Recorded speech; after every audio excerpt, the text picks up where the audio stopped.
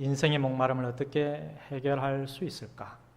라는 주제로 말씀을 나누도록 하겠습니다.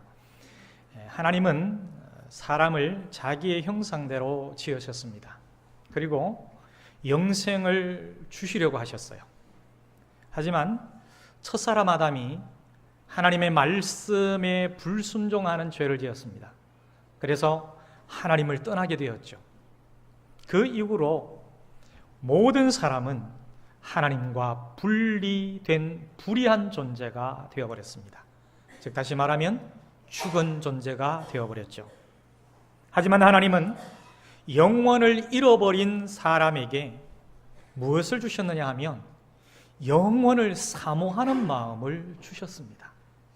하나님의 형상대로 지음받은 유일한 인간에게만 이 영원을 사모하는 마음을 주셨어요. 이것은 모든 사람으로 하여금 잃어버린 영혼을 찾도록 하기 위한 하나님의 자비요, 하나님의 사랑입니다. 그래서 인간은 끊임없이 영원을 사모하면서 영원에 대해서 질문을 하게 된 것입니다. 인간이라면, 사람이라면 모든 존재에게 영원을 사모하는 마음이 있고요. 그리고 영원에 대해서, 영생에 대해서 끊임없이 질문하게 되어 있습니다. 그래서 인류 역사 이래로 한 번도 이런 질문이 없었던 때가 없었고 끊임없이 계속되어 왔습니다. 그리고 이 영원을 사모하는 마음은 인생의 깊은 목마름으로 표현될 수 있고요. 모든 인간은 궁극적으로 절대적인 초월의 존재 품으로 돌아가서 그 깊은 목마름을 해결하고자 하는 열망을 가지고 있는 것이지요. 그래서 고대로부터 인간은 그 깊은 목마름을 해결하기 위해서 무엇을 만들어냈을까요? 신화를 만들어냈습니다. 그리고 종교를 만들어내었죠. 그냥 단순하게 나온 게 아니라는 거예요. 영원을 향한 갈망과 영원을 사모하는 그 마음, 인생의 깊은 목마름을 해결하려고 몸부림치다 보니까 신화라는 것을 만들어내고 종교를 만들어내게 된 것입니다. 이것은 영원을 향한 인간의 몸부림이라고 말할 수 있습니다. 그러면 여러분, 오늘날의 신화는 무엇일까요? 오늘날에는 신화가 없을까요? 신화와 같은 것들이 없을까요? 오늘날에는 이 신화는 예술의 영역으로 표현되고 있는데요. 특히 소설을 허구라고 말합니다. 없는 것을 있는 것처럼 만들어내는 거지요. 그리고 드라마, 영화, 이런 것이 그 주류를 이루고 있습니다. 다른 것으로 이 신화가 표현되고 있는 거죠. 그래서 때로는 이 드라마가 종교화되기도 하고 영화가 종교화되기도 합니다. 그것을 통해서 파고 들어오는 거죠. 이런 것들은 인간의 오감을 통해서 여지없이 뚫고 들어옵니다. 그리고 결국 이것은 인간 내면의 깊은 층으로 스물스물 스며들게 되는 것이죠. 그래서 이단들이 이런 것을 아주 잘 사용합니다. 동성애 이단들이 영화나 드라마나 인터넷 영상으로 파고드는 이유도 바로 그런 겁니다. 사람들은 그것을 너무나도 쉽게 접하고 쉽게 그 속으로 들어갑니다. 그리고 그것을 통해서 너무나 쉽게 감동을 받아요. 왜 거기에다가 초점을 탁 맞추고 거기에 필요한 것만 딱 잘라서 모아서 만들어 놓기 때문에 그렇습니다. 저는 부탁드리는데 신천지 영상 같은 것을 안 보기를 부탁드립니다만은 제가 목사로서 한번 보니까요, 와, 우리 성도들이 이거 보면은 그냥 그대로 쏙 빨려 들어가겠구나 라는 게 느껴지더라고요. 그리고 얼마나 쉽게 또 연민을 느낍니까? 동성애 그럴듯하게 영상을 편집하고 또 그 방향에서 집중 조명에 들어가면은 차별금지법이라는 것도 모릅니다. 그 속을 모르기 때문에 거기에다 연민을 느낍니다. 차별을 금지하자는 게 뭐가 잘못됐느냐고 그리스도인들도 반문하고 있습니다. 이런 것들이 무엇을 통해서 파고 들어오느냐 하면 문화를 통해서 파고 들어오는 거죠. 영상, 드라마를 통해서 너무나 아름답게 표현되면 그 드라마를 보고 그냥 아름답다라고 표현합니다. 야, 저런 사람도 저렇게 이쁠 수가 있고 저렇게 감동을 줄 수가 있네 라고 평가를 내릴 수 있는 것이죠. 거기에 인간의 깊은 목마름을 표출하는 노래가 더해집니다. 이 노래를 통해서 인간의 오성을 자극하면서 그 속에 자리 잡아서 또아리를 틀게 되는 거죠. 그리고 초월적 경험에서 오는 절정을 맛보게 하는 스포츠라는 게 있어요.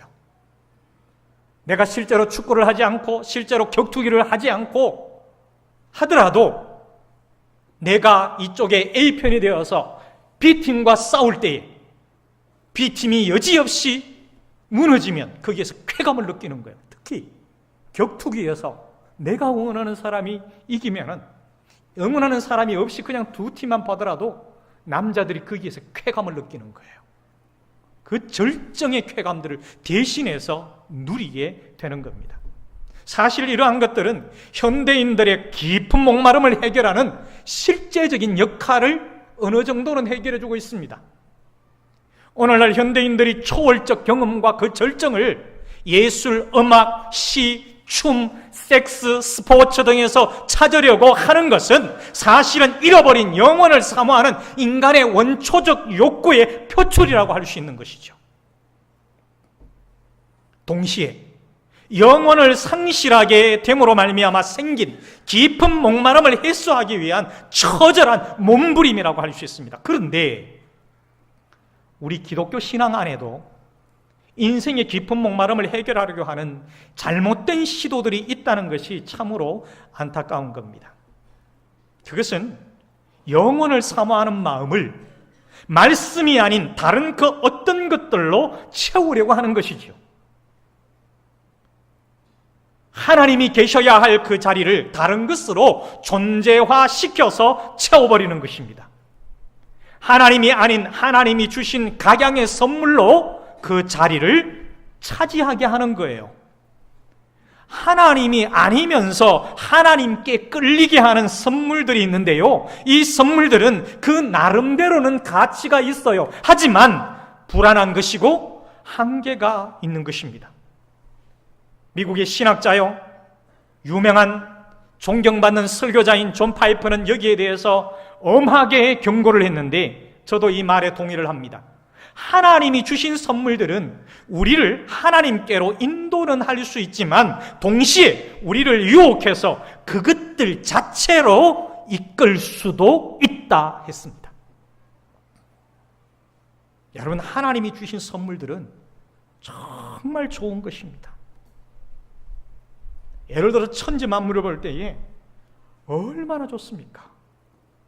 얼마나 우리에게 돈도 받지 않고 엄청난 유익을 줍니까? 태양, 달, 산의 아름다운 나무들, 정말 높은 멋진 산, 이 모든 것이 인간에게 얼마나 좋은 유익을 줍니까? 이게 뭡니까? 하나님이 우리에게 주신 선물들이라는 것이죠. 그런데 이런 것들이 우리를 하나님을 깨달을 수 있는 조건을 제시할 수 있습니다. 그렇잖아요? 그리고 하나님께로 인도하는 어느 정도의 그 가치를 담당합니다. 그런데 이것이 인간들을 유혹해서 그것 자체가 신이 되어버릴 수 있다는 거예요. 여러분, 정말 맞는 말이지 않습니까? 그런 것들뿐만이 아니라 정말 우리의 삶 속에 작은 것 하나가 여러분 그 존재 자체가 신이 되어 있는 경우가 있지 않습니까? 만약에 하나님이 주신 모든 선물들을 하나님이 나를 사랑하셔서 주신 사인으로 특히 사랑의 편지, 러브레터로 비유를 하면은 그것이 은사이든지 체험이든지 직분이든지 교회의 훈련 프로그램이든지 그것이 기적이든지 능력이든지 그것들과 사랑에 빠지게 되면은 그것은 마치 러브레터를 전해준 사랑의 편지를 가지고 온 우편 배달부와 사랑에 빠지는 것과 같은 거예요. 여러분, 이 사랑의 편지를 누가 전해줬습니까? 하나님이 전해주셨고요. 그리고 수많은 선물들을 누가 주셨습니까? 하나님이 주셨어요. 그것은 곧 하나님의 러브레터입니다. 사랑의 표현이고 사랑의 편지예요. 그런데 내가 사랑하는 사람이 나에게 편지를 보냈는데 그 사랑의 편지를 읽고 그 사랑을 깨닫고 하는 것이 아니라, 거기에 감동받고 감사하는 것이 아니라 우편 배달부와 사랑에 빠져버리는 격이 되는 거예요. 사랑을 표현한 그분이 나의 진정한 사랑의 대상인데 엉뚱하게 우편 배달부가 사랑의 대상이 되어버린다는 거죠. 여러분, 수많은 선물과 그 모든 선물을 다 모아서 그 가치를 다 모아서 비교한다 할지라도 비교가 될 수 없는 하나님이 우리에게 주신 가장 절대적인 선물이 있습니다. 최상의 선물이 있습니다. 그게 뭘까요? 오늘 말씀하고 있는 하나님 자신이고 예수 그리스도요 곧 영생이라는 것이에요. 이것과 비교될 수 있는 하나님의 선물은 없습니다. 절대적인 것입니다. 그 어떤 것도 비교될 수 있는 선물이 없어요. 오늘 말씀에서 깊은 목마름에 몸부림치던 한 여인을 우리가 사마리아 수가성에서 만나게 되는데, 그날 예수님은 작정을 하시고 사마리아로 가셨습니다. 주님께서 가시다 보니까 사마리아성 어쩌다 보니까 우연히 만난 게 아니라는 거예요. 여러분, 베드로의 경우도 그랬고 삭개오의 경우도 그랬고 니고데모의 경우도 그랬습니다. 어쩌다가 우연히 만난 사람들은 없다는 거죠. 오늘 수가성의 사마리아 이 여인도 어쩌다가 우연히 만난 게 아니라 주님께서, 예수님이 작정하고 사마리아로 가셨던 겁니다. 물을 깃고자 야곱의 우물로 나온 여인에게 예수님은 참된 선물을 주시겠다고 하셨어요. 그리고 여인이 야곱의 우물에서 길어 올리는 물은 다시 목마르게 될 물이라고 하셨습니다. 하지만 예수님께서 주시는 물은 깊은 곳에서 솟아나는 영생의 샘물이다라고 하십니다. 그러자 여인은 자신에게도 그 물을 달라고 구하잖아요. 그런데 예수님은 뭐라고 말씀합니까? 애따 물이 여기 있다, 이게 아니라 남편을 불러오라 라고 하십니다. 이때 여인은 나에게는 남편이 없어요 라고 둘러댑니다. 사실 그에게는 남편이 5이나 있었고 지금도 한 남자가 있는데 말입니다. 그러나 그들은 그의 진정한 남편이 아니었습니다. 예수님은 그에게 남편이 없다고 한 말이 옳다라고 하셨습니다. 여러분, 요한복음에 사용된 용어들은 다분히 영적인 의미를 가지고 있는데 야곱의 우물이 그렇습니다. 사마리아 지역은 솔로몬 후대의 북이스라엘에 속하게 되죠. 그리고 북이스라엘은 기원전 722년에 아수르에 의해서 멸망을 당합니다. 그리고 난 이후에 이방인들이 이 사마리아에 들어와서 살면서 혼합 민족이 되어버렸습니다. 아수르의 혼혈 정책에 의해서 혼합이 되어버리면 섞여버립니다. 피가 섞여버립니다. 그래서 사마리아는 한때 북이스라엘의 중심 도시였지만은 정통 유대인들이 보기에는 부정한 땅이 되어버린 것이죠. 그래서 유대인들이 사마리아인을 인간 취급 안 하고 개 취급했던 겁니다. 지나갈 때도 사마리아를 통과하지 아니하고 사마리아를 통과하면 빨리 갈 수 있는데 빙 돌아서 가고 내려올 때도 빙 돌아서 내려왔다라는 겁니다.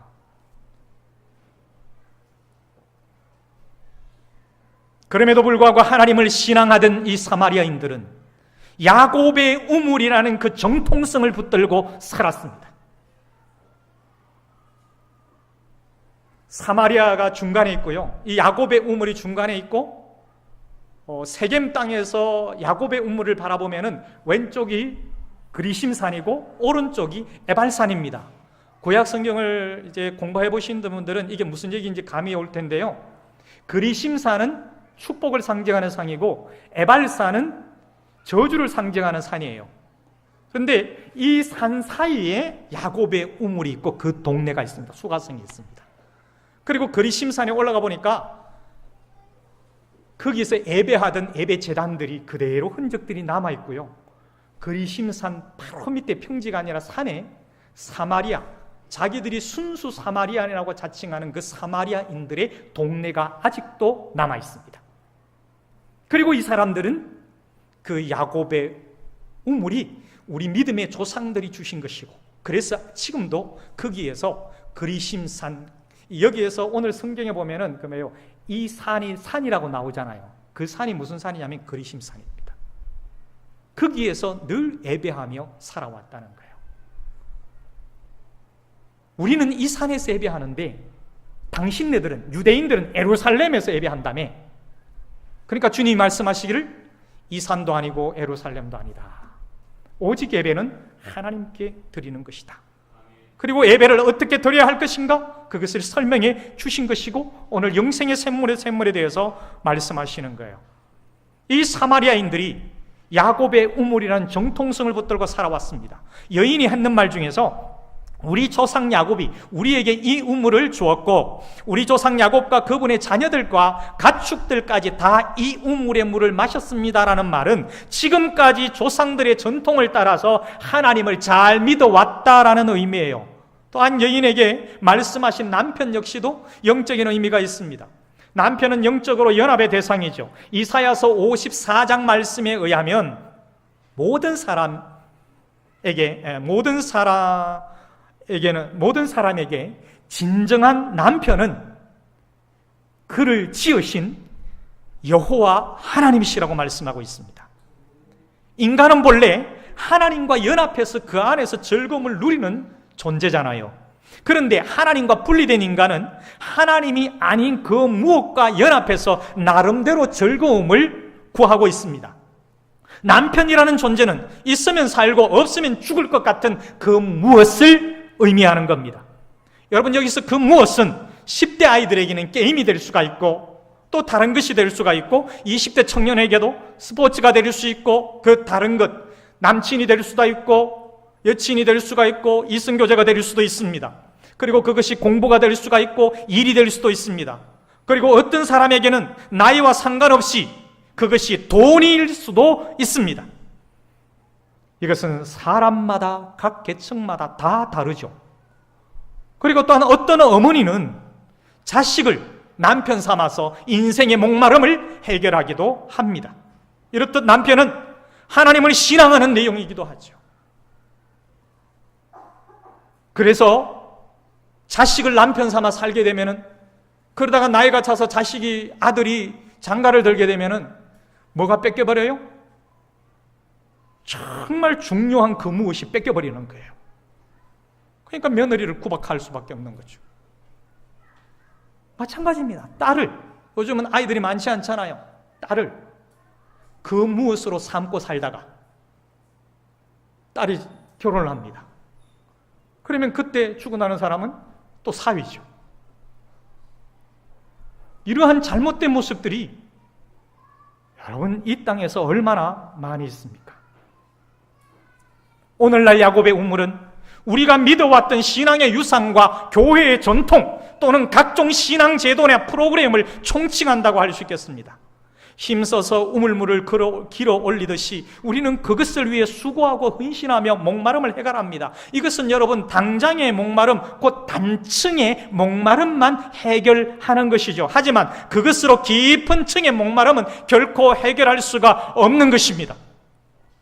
그래서 예수님은 이 물을 마시는 자마다 다시 목마르다, 그런 거예요. 여러분, 대형교회에 가면은 이 목마름을 해결하는 것들이 사회 단체에 안 가도 교회에만 가도요, 그 교양 프로그램들이 쫙 체계적으로 있습니다. 여러분, 그것이 우리 인생의 깊은 목마름을 해결할 수 있을까요? 단층의 목마름만 해결해 줄 뿐이죠. 한계가 있다는 것입니다. 야곱의 우물에서 길어 올리는 물은 처음에는 신선해요. 마찬가지로 교회의 다양한 프로그램은 처음에는 신선함을 가져다 줍니다. 그러나 그것들은 다시 목마르게 하고 반복할수록 영혼은 고갈되고 짐이 되고 지속되지 못하고 결국은 중단하게 되는 것이죠. 그런데 영적으로 아예 죽은 자와 같은 사람들은 목마름조차도 느끼지도 못해요. 혹시나 여러분, 나는 전혀 목마름이 없다고 생각하시는 분 계신가요? 어떻게 보면 이쪽 편에서 보면요, 심각한 상태일 수 있습니다. 그런데 인간에게 목마름은 정상적이죠.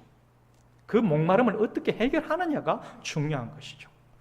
여러분, 혹시 목마름 없다고 좋아하지 마십시오. 육체적으로도요, 목마름이 있는 게 정상입니다. 영적으로도 목마름이 있는 게 정상이에요. 있어야 됩니다. 없는 게 이상한 거예요.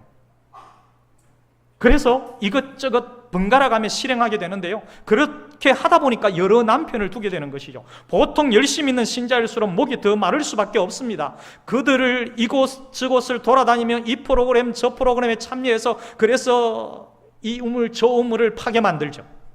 그러나 결국은 삼손이 말했던 것처럼 내가 이같이 큰 구원을 이루었으나 목이 말라 죽게 되었다라고 절규하는 거예요.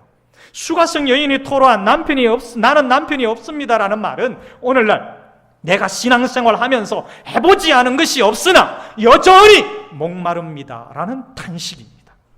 그런데 주님은 바로 그런 사람에게 찾아오셔서 그 속에서 솟아나는 영원히 목마르지 않는 샘물, 영생의 말씀을 주신다는 거예요.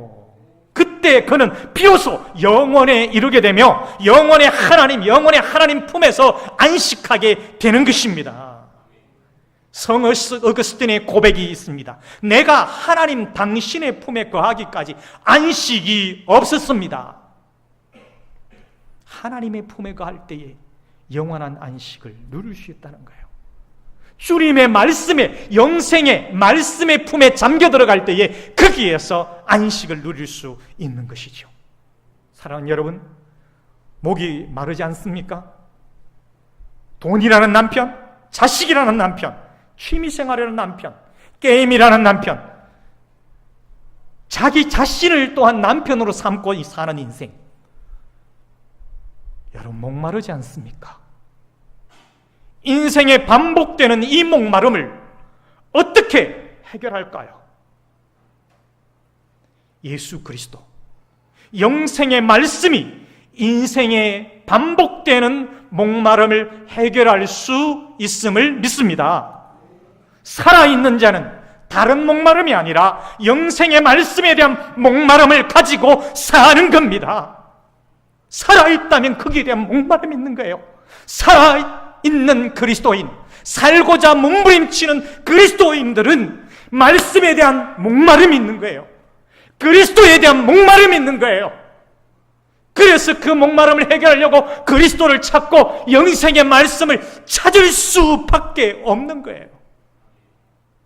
다른 것 아무리 찾아도 그 목마름이, 단층의 목마름은 해결할 수 있겠지만 영원한 목마름을 해결할 수는 없습니다. 고난이 있습니다. 어려움이 있습니다. 힘이 듭니다. 어렵습니다.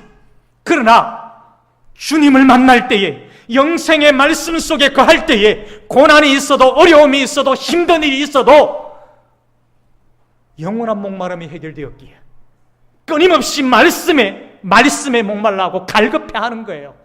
그러니까 살 수 있는 것입니다. 그러나 여러분, 죽은 듯한 사람은 목마름조차도 없습니다. 여러분, 목마름 없다는 것 비정상입니다.